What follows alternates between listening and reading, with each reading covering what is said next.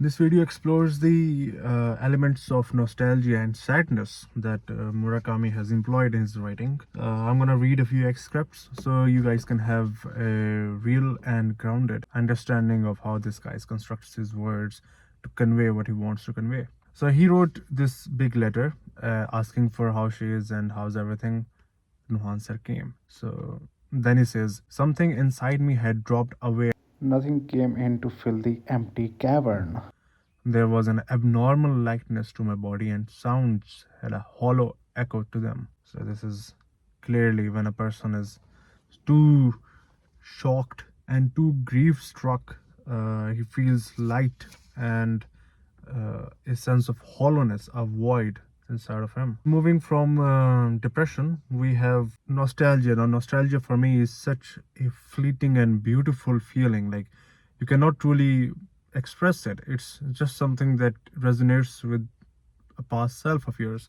And I think it is really intriguing and fascinating to read something that's gonna bring back old memories and something that's gonna help you recall your forgotten self. So for example, he says, I lay there for a long time, letting my mind wander from one memory to another. For some strange reason, lying in this room seemed to bring back old memories that I had rarely, if ever, recalled before. Some of them were pleasant, but Corlomi? ¿Lo pronuncio correctamente? Sí, correcto. But others carried a trace of sadness. There had only been 6 months, but it felt like something from a much remoter past. Maybe it felt that way because I had thought about it so often, too often, to the point where it had distorted my sense of time.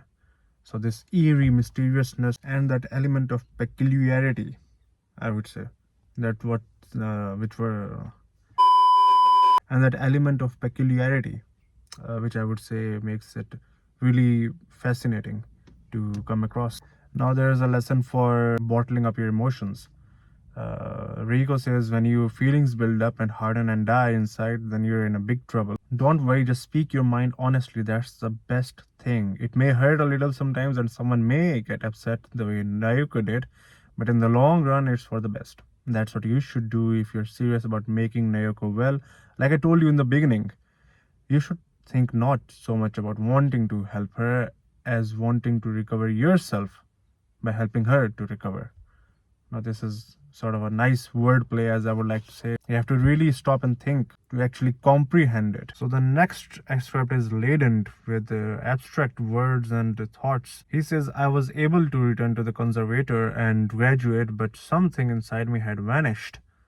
Some jewel of energy or something had disappeared, evaporated from inside my body. Now the next excerpt is about the fleeting nature of happiness and the way time changes and it doesn't remain the same. Naoko says, I'm sure we would have been together, loving each other, gradually growing unhappy.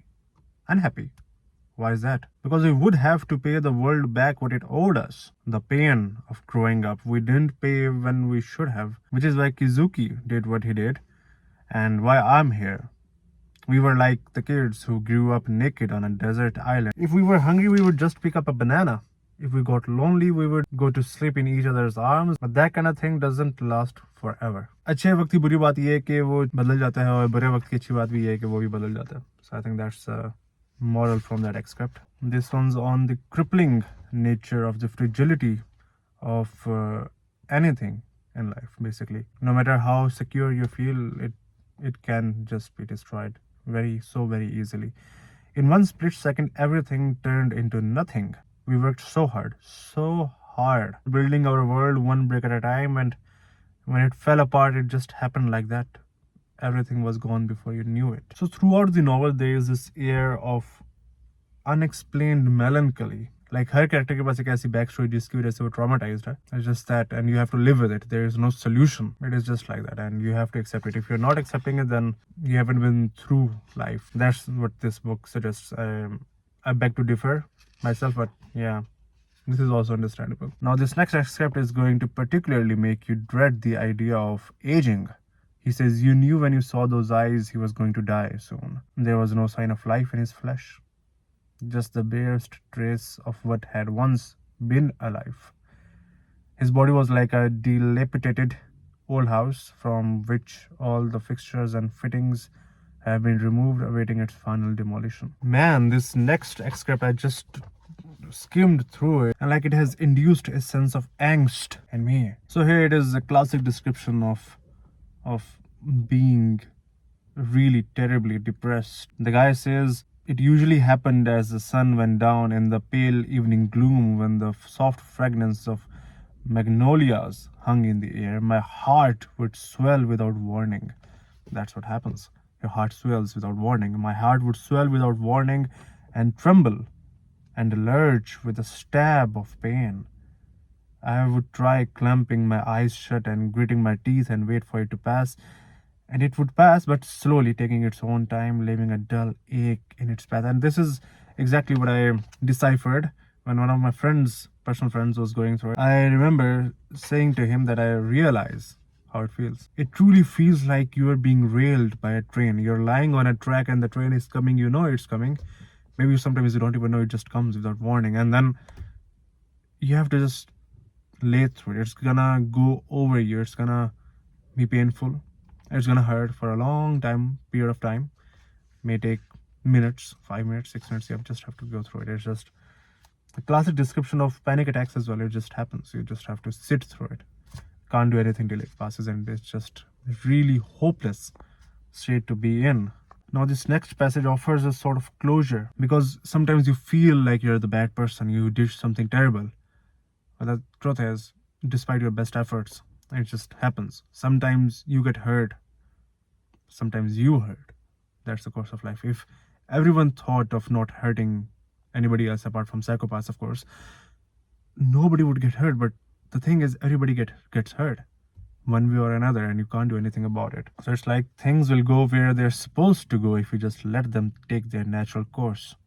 Despite your best efforts, people are going to be hurt when it's time for them to be hurt. I know I sound like I'm preaching from a pulpit, but it's about time you learned to live like this. You try too hard to make life fit your way of doing things.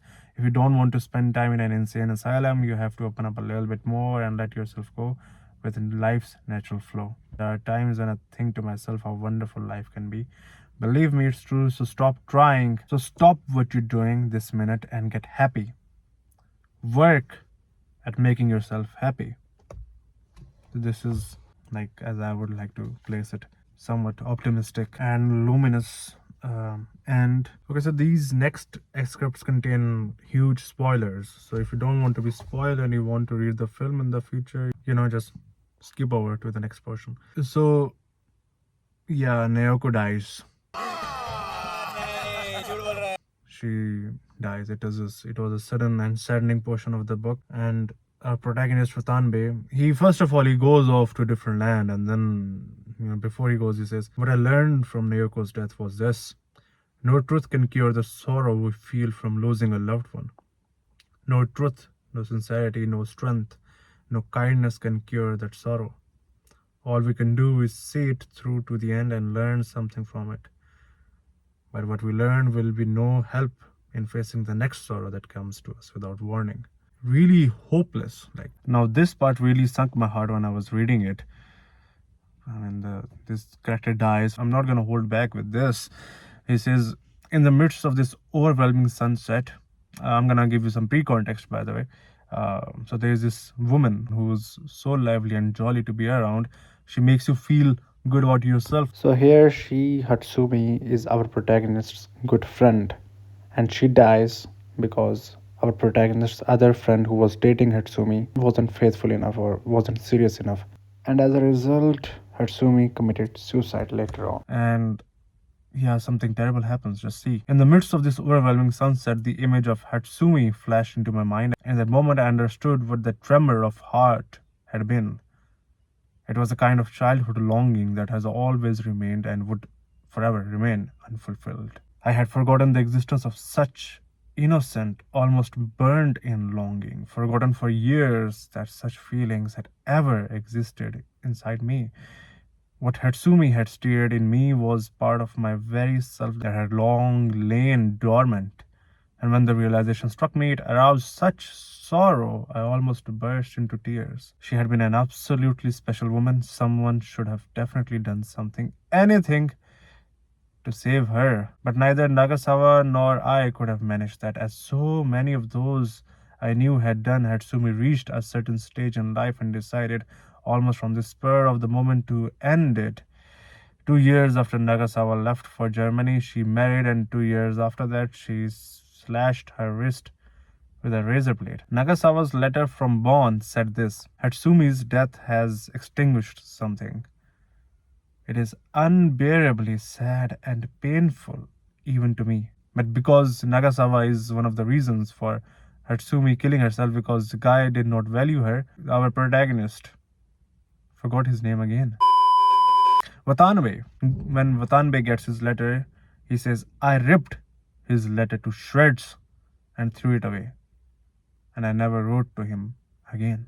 Now this portion, if it doesn't sink your heart, then you should get it checked. The sad truth is that when I would recall in 5 seconds, all too soon needed 10, then 30, then a full minute, like shadows lengthening at dusk.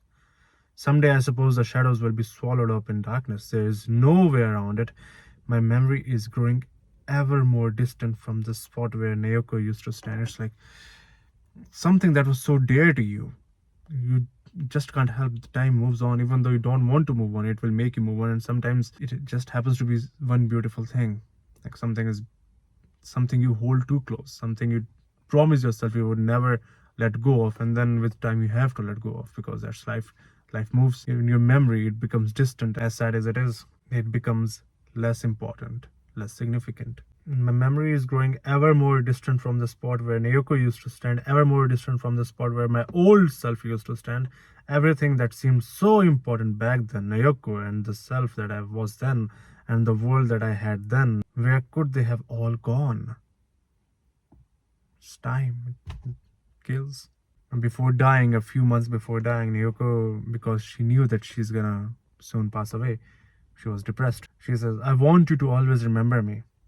Will you remember that I existed and I stood next to you like this? To this, Watanabe said yes. And then in the last excerpt, as we said, we discussed that even with his best efforts, he was starting to forget. That's what happened. Even if you don't want to, life will make you move on, take things into a nicer perspective. So that is also such a bittersweet thing. Hopeless, despondent, and like futile nature of anything. Like you can choose to be hardened enough, and yet when something will strike you, it will strike you, and you will feel weak. And because like we are emotional beings at the end of the day, and no matter how much we reason with ourselves, when shit happens, it happens. Anyway, the next excerpt is about Kizuki's suicide, which is death being an inseparable part of life. Our protagonist, he says, I had learned one thing from Kizuku's death, and I believed that I had made it a part of myself in the form of philosophy. And death exists not as the opposite, but as a part of life. By living our lives, we nurture death. True as this might be, it was only one of the truths we had to learn. What I learned from Naoko's death was this: no truth can cure the sadness we feel from losing a loved one. No truth, no sincerity, no strength, no kindness can cure that sorrow. All we can do is see that sadness through to the end and learn something from it. But what we learn will be no help in facing the next sadness that comes to us without warning. No matter how happy you feel right now, it will pass away. No matter how sad you feel right now, it will pass away eventually. No matter how strongly or stubbornly you want to hold on to it, it's just the nature of life. In the other video, I was almost about to add this portion, but I didn't, because it's just so sad. It talks about the environmental description, but it goes on, so bear with me. And all of these told me that autumn had come again, increasing the distance between me and the dead with each cycle of the season. Kizuki was still 17 and Naoko 21 forever. Those were the ages when both of them passed away. So for a person, you will always remain the same age, and seasons will change, time will change, it will come again, spring will come again, but yeah, it'll just be that, because you never grew up to change that. You'll forever stay the same age. just a bittersweet. The word is bittersweet, which always comes to my mind. On to some relatively nicer things. Here's an excerpt on memory. Memory is a funny thing. When I was in the scene, I hardly paid it any mind. I never stopped to think that of it as something that would make a lasting impression. Certainly never imagined that 18 years later I would recall it in such detail. I didn't give a damn about the scenery that day. Now, though, the meadow scene is the first thing that comes back to me, and yet, as clear as the scene may be, no one is in it. Nyoko is not there, neither am I. I'm trying to find the scripts that I thought were nicer, but given the precedent set in the video, it's sad all over again. He says, too many memories of her were crammed inside of me.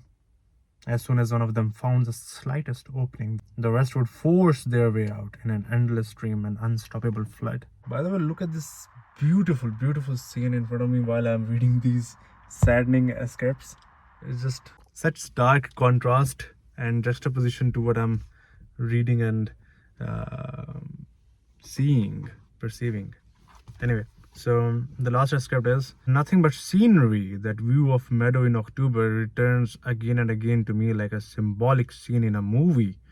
Each time it appears, it delivers a kick to some part of my mind. Wake up, it says. I'm still here. Wake up and think about it. Think about why I'm still here. Work to make yourself happy. As much of as an arbitrary thing it is, as much of as uncontrolled thing it is, we still have somewhat control over it, in my opinion. So that was a video. Do let me know your feedback in the comments. Would really appreciate some constructive criticism, and do share with someone who you think would be interested in the topic. I would really appreciate that. Thank you.